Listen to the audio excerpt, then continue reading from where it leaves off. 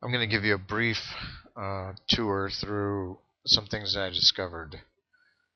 Here's a map that I drew before I went to Egypt, a combination of graphical artwork and penmanship, creating a very accurate map or diagram of a couple of locations.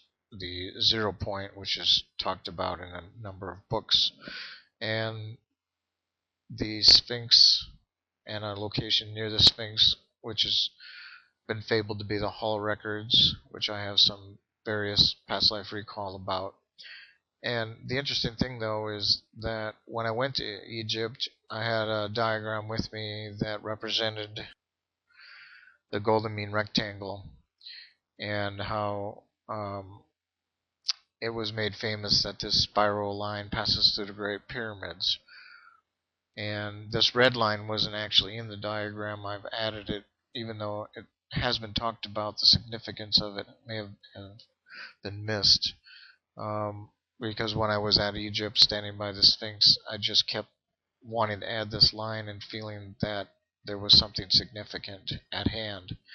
And through meditation and tapping into my oversoul consciousness, I brought forward this material that I'm going to share some highlights with you about.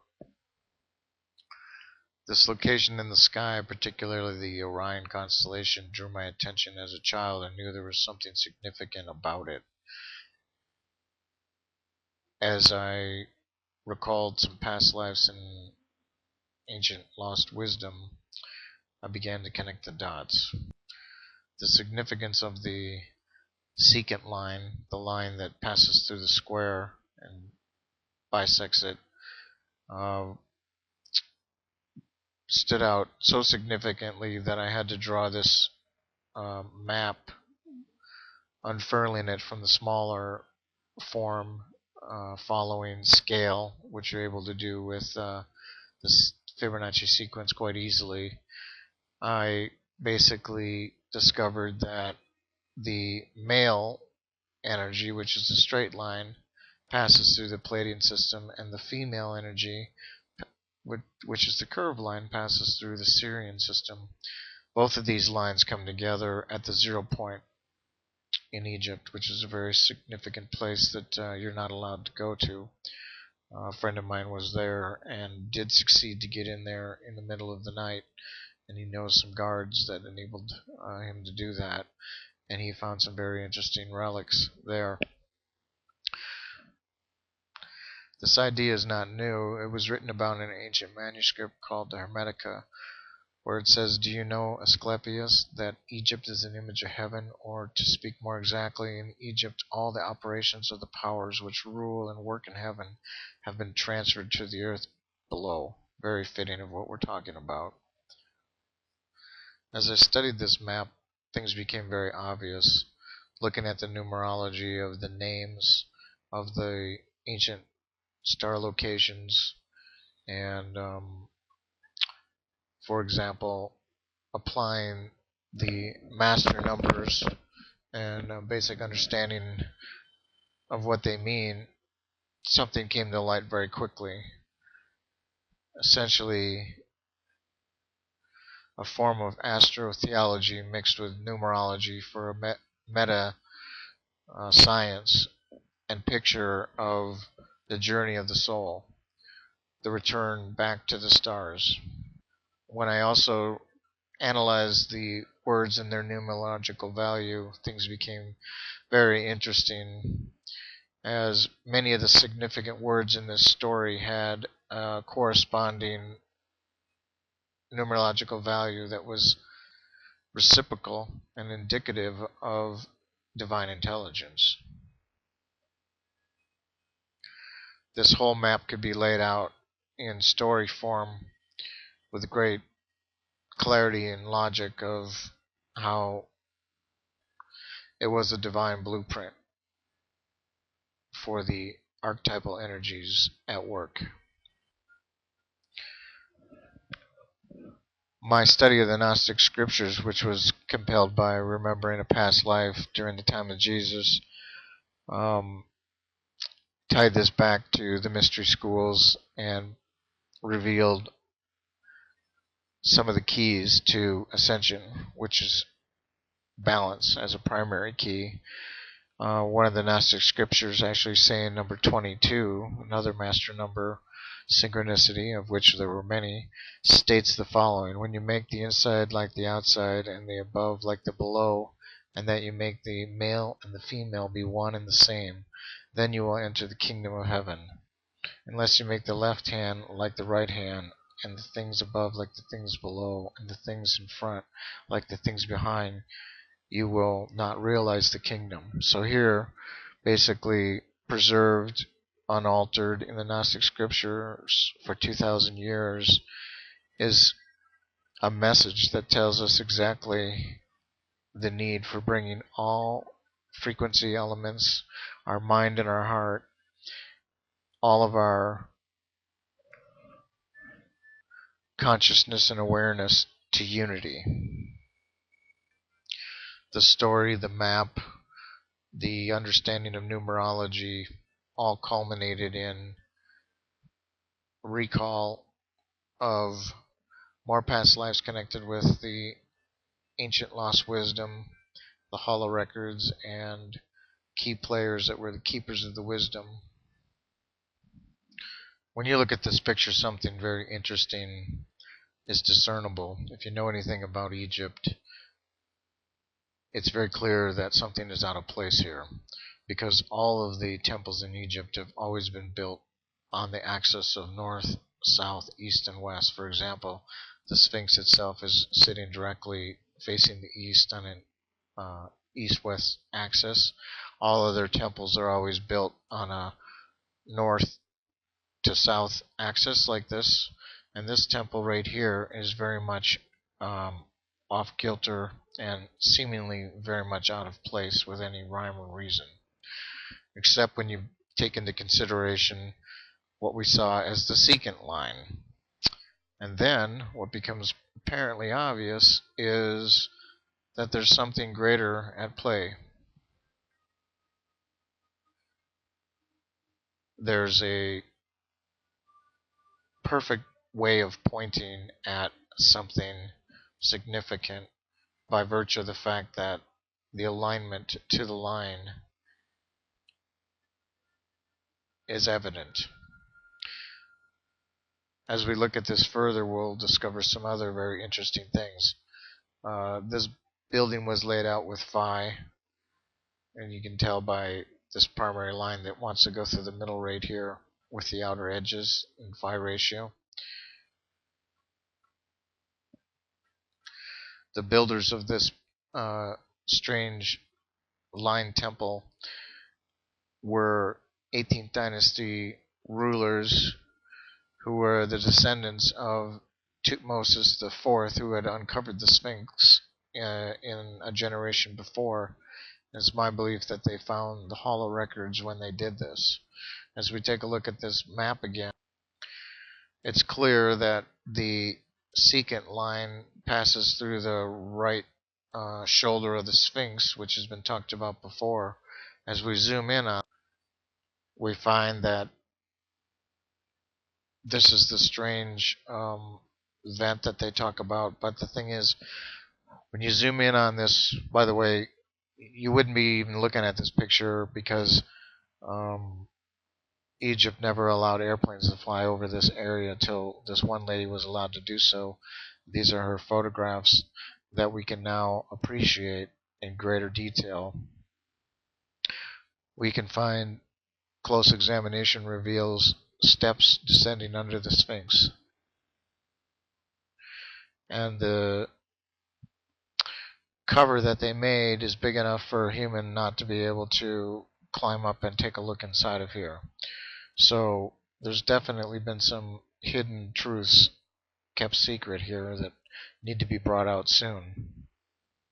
A closer examination of this temple, the line temple, will reveal something quite amazing. The line passes directly through the gate, through the door.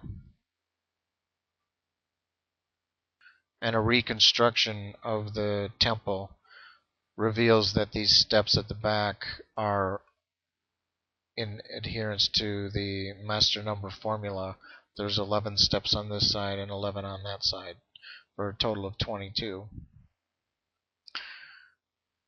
It's clear that the pathway is made open to those who seek, for they shall find. Shepset Ankh, the way to eternal life.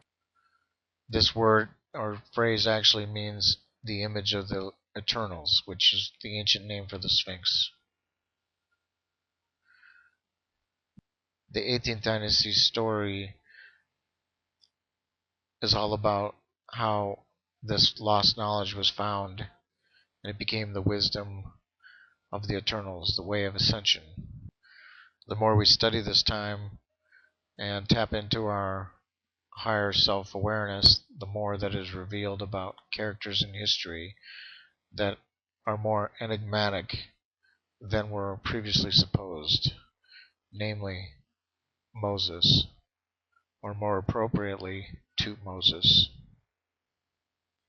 This information will be brought out further in this material and in my book and in my films, revealing more truth that was suppressed so that we would not have the full access to our divine selves.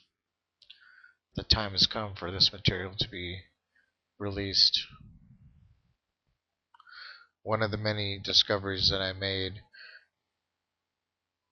that complete this whole story is relevant to the lines that come off the head of the Sphinx. There are lines that are taught and shown in material and even in posters you can get in Egypt that reveal that the sun and the constellation of Orion and Sirius, that's what these ones here represent, which was a calendar system for them, which is very accurate to our sun, 365 and a half days to be precise, or a quarter rather, to be precise, makes its journey at each one of these locations at these times of year. So this is like a map on the horizon. But what wasn't revealed was the dates that corresponded to these degrees called 14 above and 14 below. It's very significant to discover that the date 1122, which is this synchronistic triggering number that keeps showing up, and then the other one, which of course is the cusp between Gemini and Taurus, which is actually the constellation of Orion. What's even more startling is the realization that these lines correlate directly to the causeways, the angles coming off of the second pyramid, going down to the Sphinx, and coming off of the first pyramid.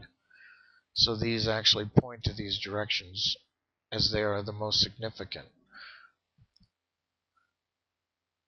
When I was inside of the Great Pyramid on 11/22 for an activation that I was guided to participate in, when I came out at midnight, I looked up and the top of the pyramid was connecting the star directly on top of the pyramid, so that the belt star that represented the third pyramid was sitting right on top. As I looked up, it was practically touching the peak of the pyramid, which shows that there's a connection with the time in the year and the placement of the Orion constellation. Then I did the research with an astronomy program and found that the only 2 times a year when this exact match is made is approximately November 22nd and May 22nd. However, the alignment occurs at high noon on May 22nd. So again, you have 2 opposites, male and female. The message of balance, the message of bringing the 2 into 1. Even Plato talks about a pattern set up in the heavens, and one who desires to see it, having seen it, finds the one in himself. There are a great deal of messages eternalized in stone, many of them perfectly mirrored into numerology, describing the wisdom of the Eternals. Here on this diagram, you can see the causeways highlighted in yellow, and the causeway off the third pyramid goes exactly straight, which represents the two equinoxes, as the solstices are out on the wider ones from the map before, at this angle here, versus these two more hidden, valued ones, revealing the greater message of the alignment with the Great Pyramid and the constellation. We're going to conclude with just a peek at some of the numerology that ties all this together and demonstrates how this awareness will set you free. This image shows the dead coming out of their tombs, which is much akin to this time, the end times, when we will transcend death with all the knowledge that's being presented now, all the lost wisdom returning. All things shall be revealed in the end times. For this is just the beginning. Here's a very powerful quotron from Nostradamus. They will come to discover the hidden topography of the land. The urns holding wisdom within the monuments opened up. Their contents will cause the understanding of holy philosophy to be expanded greatly. White exchanged for black, falsehoods exposed, new wisdom replacing the established tradition that no longer works. With the basic understanding that everything is perfect opposites of one another, that we could not be having this duality experiment or experience without the blend of opposites, it becomes obvious to realize that balance is in fact the key. With this as the basis of an understanding, let's move into the numerological aspects. Even these transcendental numbers and ratios have their opposite values. And when you do the adding up for a numerological value on the numbers that represent the ratios, something else is very interestingly revealed. The numbers 7 and 8 are opposites of one another relevant to their polarity frequency. 7 is female and 8 is male. Following this along, we can begin to understand how the number 7, which represents spirit, and the number 8, which represents matter, at least one aspect of its esoteric value, we can see spirit is descending and matter is ascending. And as this energy and imagery and frequency comes down and the other ascends, essentially a figure 8 is created, and a divine reversal happens in our brain where left is not right and right is not left, but they become one. The words left and right both add up to 7 and 8. The word brain adds up to 8. The word heart, of course, adds up to 7. The two become one, creating a shape that's called the Merkaba, or a star tetrahedron, or the Star of David. This is a very ancient sacred symbol, and the word, which also means wheels within wheels from the Bible, it's also can be shown to be an Egyptian word that essentially, when broken down, says light body.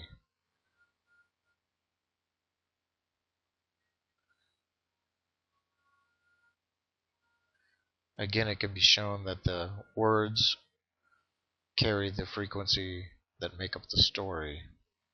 And when everything is all revealed and everything is balanced and brought together and the two become one,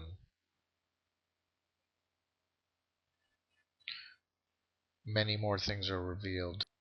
Spirit and matter form a number 15-6.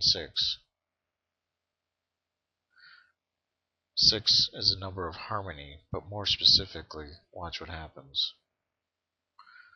The word Merkaba, when you add up the top value, equals 7.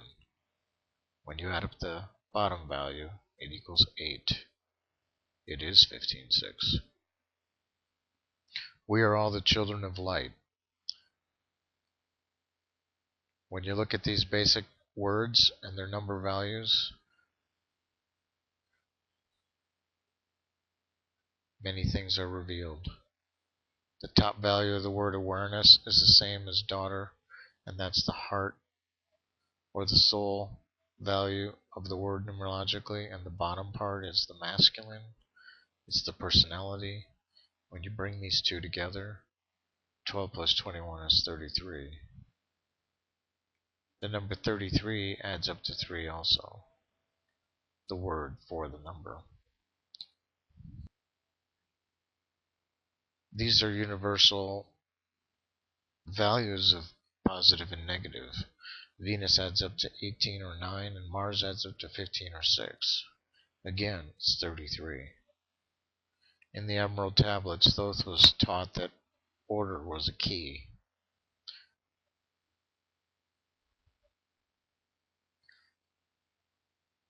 The more we dig, the more we find.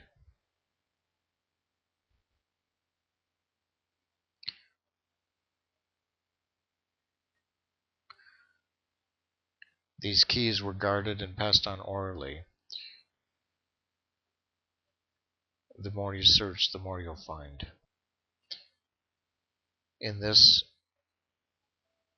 sacred symbol, we will find a similar message. It's commonly taught that there's 10 nodes and 22 pathways. However, one Sephiroth, or hidden circle, exists as the bridge to the higher dimensions. When you take off the blinders, what is revealed is it's the 11th position, and now 11 plus 22 equals 33. As we listen to our higher self and open to our divine birthright, these keys become self-evident. Teacher is 11 on top and 22 on the bottom. 11 represents the spirit, the feminine, the heart, or love. It's essentially Christ consciousness. 22 represents matter, masculine, mind, logic. It's essentially cosmic consciousness. And together you have ascended consciousness or divine consciousness. This represents a simple formula. 11 plus 22 is 33, or knowledge plus love equals wisdom. And this can be shown in a number of ways. Even the Gnostic Jesus says knowledge plus love equals wisdom. In the Gnostic scriptures, he talks about the Adam Kadmon creating a great eon whose name was Ogdod, which comes from Egypt also, meaning 8, for his own majesty. And since the imperishables and the authority each created a great kingdom in the 8, also thrones, temples, and firmaments for the majesties. Finally, whoever knows the Son of Man in knowledge and love, let him bring me a sign of the Son of Man, that he might depart to the dwelling places with those in the 8. And the sign turns out to be the awareness of the eternality of the soul, also representative in the constellation of Orion, which is called Sahu in Egypt, which means oversoul. Looking further at the simple message, universal reflection, as above, so below. The word knowledge, the top value is 7. The bottom value is 8. Again, 7 and 8 is 15-6. Unconditional love is one half of the formula, and conditional logic, mind, reason, order is the other half of the formula.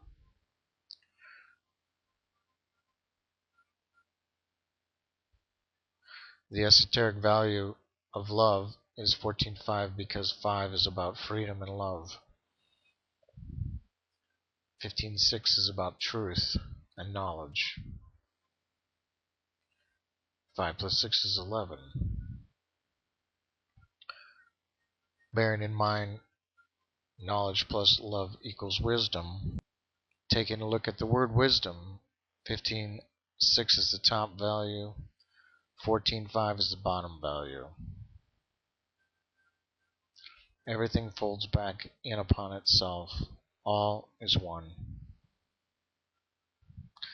This gnosis, or acquaintance with divine understanding, also is 11. And knowledge, when you look at the larger value of the numbers, is also 33. Great wisdom was taught and lost and is now being reclaimed and revealed.